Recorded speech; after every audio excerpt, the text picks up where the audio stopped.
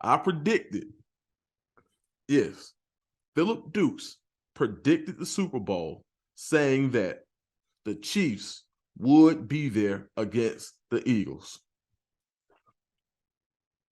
All right, I'm lying. I picked the Bengals. And if I was really, really close to being right, if it wasn't for a very, very questionable but valid unnecessary roughness call on the last drive, which put Kansas City in position to kick the game-winning field goal, the Bengals and Joe Cool would have been there, and it would still be Burrowhead Stadium. But that is not how it went. The Chiefs came out on top, and now you have both all-pro quarterbacks going up against each other in the Super Bowl in Jalen Hurts and Pat Mahomes. Probably the best matchup. When you talk about player, star power, you got the Kelsey brothers going up against each other. You got Kansas City returning to the Super Bowl, and Pat Mahomes going through a gauntlet of up-and-coming quarterbacks that, every year there's another guy looking to knock him off.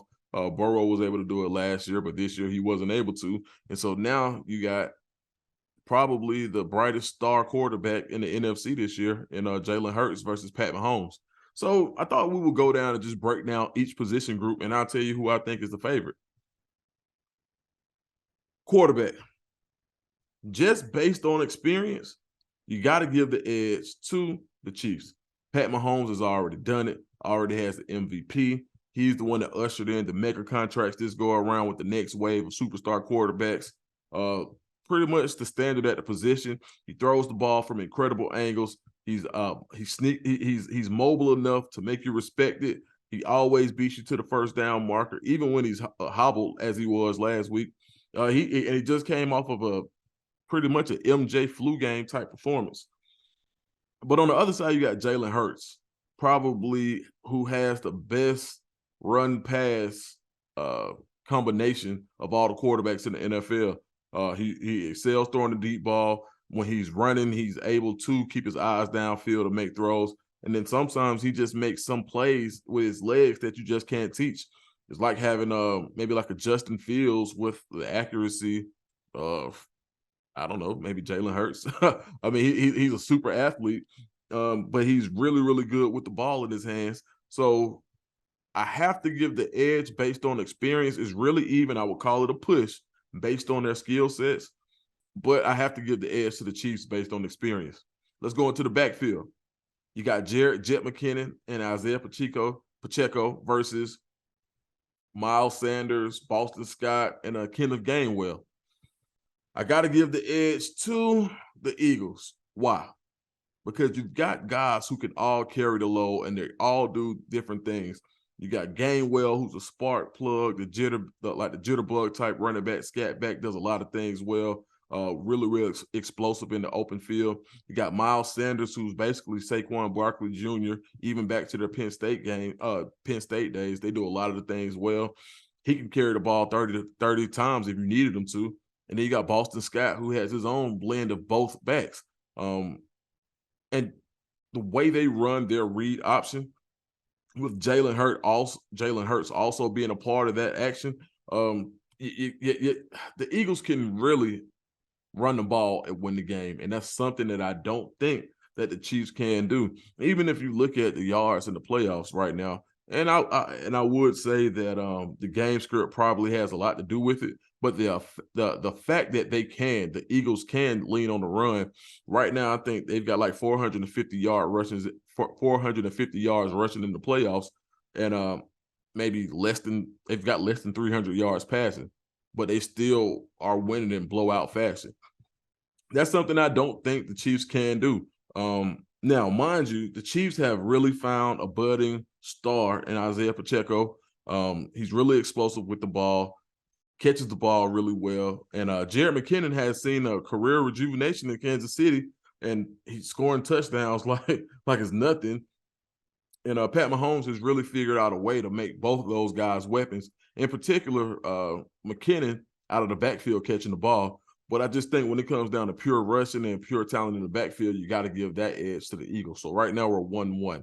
Offensive line, I would call that a push, but the Eagles have three Pro Bowlers on the offensive line, and they've shown that they can be road graders. They have a lot of talent up front, so I'm going to give the edge on the offensive line to the Eagles. Tight end, one word, Kelsey. Dallas Goedert is a heck of a tight end. Anybody else, he would be neck and neck. Even against Kittle, I really like how Goddard plays. He's the reason they were able to let go of a guy like Zach Ertz, who was an all-world type tight end at the time. But Kelsey is the standard, still the standard. Whether it's blocking, catching the ball, he's the far and away best tight end in the league, and on his way to Canton probably. So you got to give the edge at tight end to the Chiefs. Defensive line. Now, I cannot take anything away from Chris Jones and Frank Clark and the rookie they had. I forgot the rookie's name, Galifianakis something. I forgot his name, but can't take anything away from those guys. They really come to play every game. Chris Jones is a game wrecker. Frank Clark is probably the heart and soul of that defense, depending on who you ask. With all that being said, the Eagles have Brandon Graham, double-digit sacks. They've got Hassan Reddick, 19.5 sacks. They've got Ndamukong Suh. They've got Brandon Graham, double-digit sacks. Josh Sweat, double-digit sacks. And they got 40 sacks out of 4 guys at minimum. And not even to mention, you still got Fletcher Cox. And if they want to just get real freaky with it, they can go pull out this 6'6", 350-pound rookie that's a super athlete. So you got to give the edge to the Eagles on the defensive line, even though Kansas City probably has the best defensive line outside of the Eagles. At linebacker, I got to give the linebacker play to the Chiefs. You got Nick Bolton and Willie Gay, who out of Mississippi State, who was probably my favorite linebacker coming out of that draft, against 2 fairly unknown, unheralded guys for the Eagles who play really well behind that defensive line. But you have to give that edge to the Chiefs. Secondary, Eagles.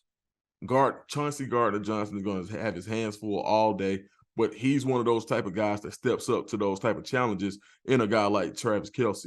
Then on the outside, you've got the best cornerback duo in the NFL right now, and James Bradbury and Darius Slay, big play Slay, and they've been coming up big all season long. And playing behind that defensive line makes anybody a lot better, but these guys are already talented. A lot of people were wondering, like, how did Bradbury just end up on the Eagles anyway? But he got there, and he's been playing lights out. And so I think that the Eagles – so the way the game breaks down to me is who can do something that the other team can't? So both teams can rush the passer. Both teams can run the ball. Both teams can throw the ball out of the backfield. Both teams can stretch you vertically. But I don't think the one position group that I think sets this all apart is going to be the wide receiver group. And that's because the Eagles have A.J. Brown and Devontae Smith, who both run great routes. They both can get vertical. They both can stretch the field. They both can run the underneath routes. And then you still got that burner in the slot in Quez Watkins, who's probably the fastest, if not one of the fastest wide receivers. Well, he's up there with Tyreek Hill. He's that type of talent when it comes to running, just speed-wise, a true 4.3 guy, maybe sub 4.3, depending on who you ask. So I like Valdez-Scantling, what he brings to the table. Sky Moore, unheralded rookie, unproven, but when he's had his opportunities, he's played well. Kadarius Toney, really big pickup coming from the New York Giants. You still got a guy like Juju. But yeah, the reason that I think the Eagles will come out on top is their ability to send pressure and play man on top of it. See, the Eagles can get there with 4. They can send 5.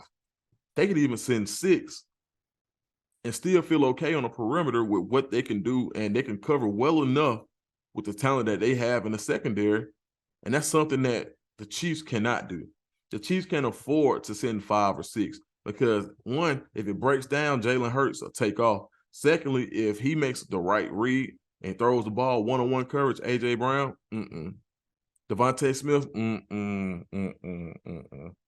Quez Watkins, And I think that's what the game boils down to. So if I had to make an early prediction right now, I would say probably, let's go 31-28 Eagles over the Chiefs. That may change by next week. I don't know, depending on what happens. Weird stuff always happens around the Super Bowl, and I pray that we get the Super Bowl that everybody wants and deserves, and hopefully we get the best Super Bowl that we've ever seen. But yeah, right now I got to go with the Eagles over the Chiefs.